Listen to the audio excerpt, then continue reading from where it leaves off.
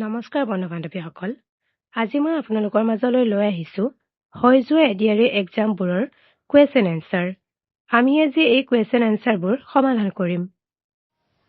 First question, which kingdom of India had influence extended South East Asia region? এই প্ৰশ্নটোত কৈছে যে ভাৰতৰ কোনখন ৰাজ্যৰ প্ৰভাৱ দক্ষিণ পূব এছিয়াৰ অঞ্চললৈ বিস্তৃত হৈছিল? ইয়াৰ শুদ্ধ উত্তৰটো হৈছে চলা। নেক্সট কুৱেশ্যন,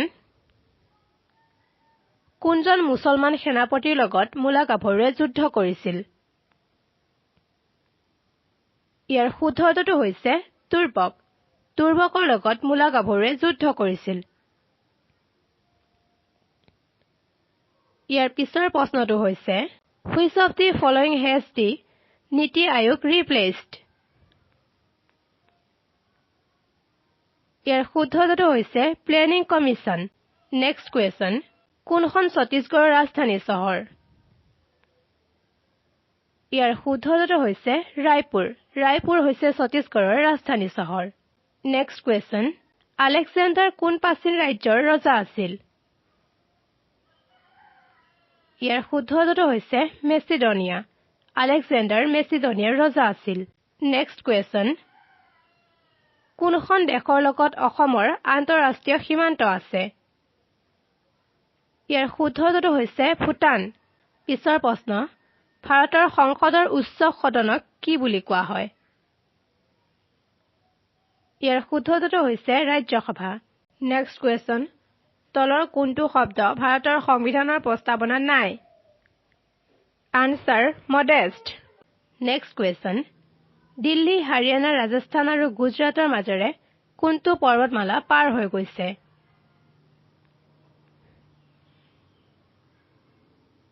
ইয়াৰ উত্তৰটো ইয়াত ভুলকৈ দিয়া হৈ আছে। ইয়াৰ উত্তৰটো হৈছে আৰাৱলী ৰেঞ্জ। দিল্লী, হাৰিয়ানা, ৰাজস্থান আৰু গুজৰাটৰ মাজেৰে আৰাৱলী ৰেঞ্জ পাৰ হৈ গৈছে। অসমৰ কোনখন জিলা বৰাক উপত্যকাত অৱস্থিত? ইয়াৰ শুদ্ধ উত্তৰটো হৈছে হাইলাকান্দি। হাইলাকান্দি বৰাক উপত্যকাত অৱস্থিত। গুৱাহাটী বিশ্ববিদ্যালয়ৰ প্ৰথম উপাচাৰ্য কোন আছিল? ইয়াৰ শুদ্ধ উত্তৰটো হৈছে কৃষ্ণকান্ত সেনদিগ। নেক্সট কুৱেশ্যন, বায়ুমণ্ডলৰ চাপ জুখিবলৈ কোনটো যন্ত্ৰ ব্যৱহাৰ কৰা হয়? ইয়াৰ শুদ্ধ উত্তৰটো হৈছে বেৰমিটাৰ। বায়ুমণ্ডলৰ চাপ জুখিবলৈ বেৰমিটাৰ নামৰ যন্ত্ৰটো ব্যৱহাৰ কৰা হয়। ইয়াৰ পিছৰ প্ৰশ্ন, আলি আই লৃগাং কোন সম্প্ৰদায়ৰ উৎসৱ? ইয়াৰ শুদ্ধ উত্তৰটো হৈছে মিচিং। আলি আই লৃগাং মিচিংসকলে পালন কৰে। হিমবাহৰ মূল উপাদান কি? ইয়াৰ শুদ্ধ উত্তৰটো হৈছে আইচ। হিমবাহৰ মূল উপাদান হৈছে বৰফ। নেক্সট কুৱেশ্যন, ভাৰতে কিমানখন দেশৰ সৈতে স্থল সীমাৰেখা ভাগ কৰে? ইয়াৰ শুদ্ধ উত্তৰটো হৈছে 7। ভাৰতে 7খন দেশৰ সৈতে স্থল সীমাৰেখা ভাগ কৰে। পিছৰ প্ৰশ্ন, কাৰ্বি আংলং জিলাৰ পূৰ্বৰ নাম কি আছিল? ইয়াৰ শুদ্ধ উত্তৰটো হৈছে মিকিৰ হিলছ ডিষ্ট্ৰিক্ট। কাৰ্বি আংলং জিলাৰ পূৰ্বৰ নাম আছিল Mikir hills district. Next question, McMahon লাইনে কোন দুখন দেশক পৃথক কৰে? ইয়াৰ শুদ্ধ উত্তৰটো হৈছে চাইনা এণ্ড ইণ্ডিয়া। মেকমোহন লাইনে ইণ্ডিয়া আৰু চাইনাক পৃথক কৰে। পিছৰ প্ৰশ্ন, কথাকলি কোন ৰাজ্যৰ নৃত্য? ইয়াৰ শুদ্ধ উত্তৰটো হৈছে কেৰেলা। কথাকলি কেৰেলাৰ নৃত্য। গোভা ৰজা কোন সম্প্ৰদায়ৰ ৰজা আছিল? ইয়াৰ শুদ্ধ উত্তৰটো হৈছে তিৱা। নেক্সট কুৱেশ্যন, কোনখন দেশক ইউৰোপৰ ককপিট বুলি জনা যায়? ইয়াৰ শুদ্ধ উত্তৰটো হৈছে বেলজিয়াম। বেলজিয়ামক ইউৰোপৰ ককপিট বুলি জনা যায়। Which of the following C passage কানেক্টছ Asia with Europe? তলৰ কোনটো সাগৰীয় পথে এছিয়া আৰু ইউৰোপক সংযোগ কৰে? ইয়াৰ শুদ্ধ উত্তৰটো হৈছে সুৱেজ canal. Next question, which community of Assam has Chaklang system of ৱেডিং? ইয়াৰ শুদ্ধ উত্তৰটো হৈছে Ahom. Kwerseng is a hill station in the state of ইয়াৰ শুদ্ধটো হৈছে West Bengal. Next question. তলৰ কোনজন শাসকে দিল্লীত সিংহাসনত আৰোহণ কৰিছিল? ইয়াৰ শুদ্ধটো হৈছে ৰেজিয়া চুলতানা. প্ৰাচীন অসম অঞ্চলত কোনটো বংশই আটাইতকৈ বেছি দিন শাসন কৰিছিল? ইয়াৰ শুদ্ধটো হৈছে দি Ahoms.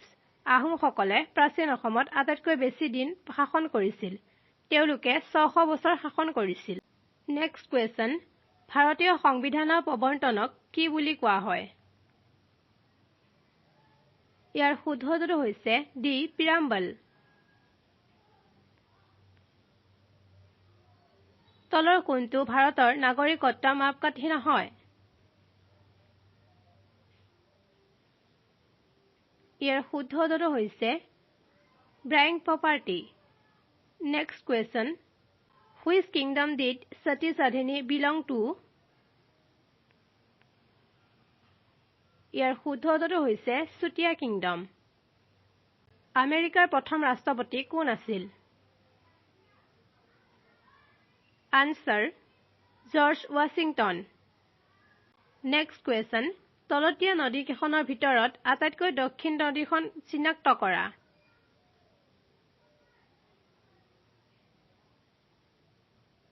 Answer Kaveri river. Next question. তলৰ কোনখন দেশৰ সৈতে ব্ৰাজিলৰ আন্তঃৰাষ্ট্ৰীয় সীমা নাই? ইয়াৰ শুদ্ধটো হৈছে chilli.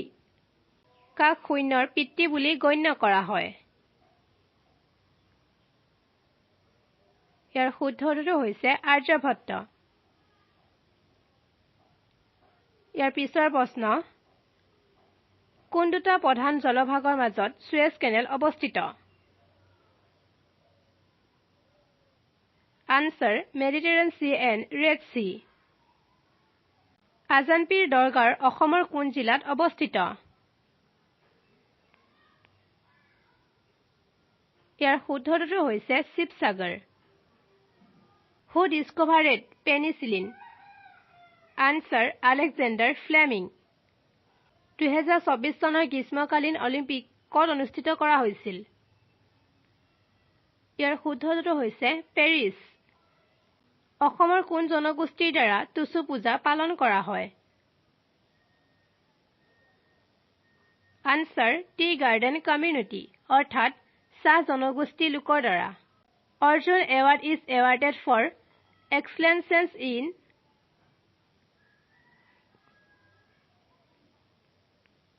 Answer sports.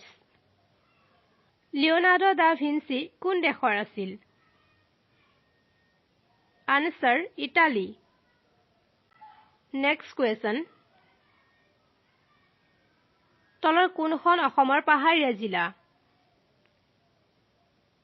Answer Dima Hasao. ভাৰতৰ লৌহ মানুহ বুলি কাক কোৱা হয়? আনসাৰ চৰ্দাৰ বল্লভ ভাই পেটেল. Next question. আমাৰ ৰাষ্ট্ৰীয় পতাকা চক্ৰত কিমানডাল দণ্ড আছে? আনসাৰ 24 ডাল. কোনটো খেলত লাভলীনা বৰগোহাঁইয়ে অলিম্পিকত পদক লাভ কৰিছিল? ইয়াৰ শুদ্ধটো হৈছে বক্সিং. Next question. কবিতা সংকলন সুগন্ধি পখিলা কোনে ৰচনা কৰিছিল? আনসাৰ হীৰেন ভট্টাচাৰ্য.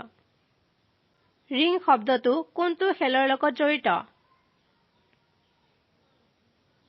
ইয়াৰ শুদ্ধটো হৈছে বক্সিং. তলৰ কোনখন চিনেমা ভৱেন্দ্ৰনাথ শইকীয়াই নিৰ্মাণ কৰা নাছিল? ইয়াৰ শুদ্ধটো হৈছে কৃষ্ণচূড়া. দখনা কোন সম্প্ৰদায়ৰ মহিলা পৰম্পৰাগত সাজপাৰ? ইয়াৰ শুদ্ধটো হৈছে বড়ো.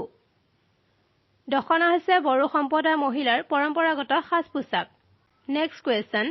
মণিৰাম দেৱান তলৰ কোনটো লগত জড়িত আছিল?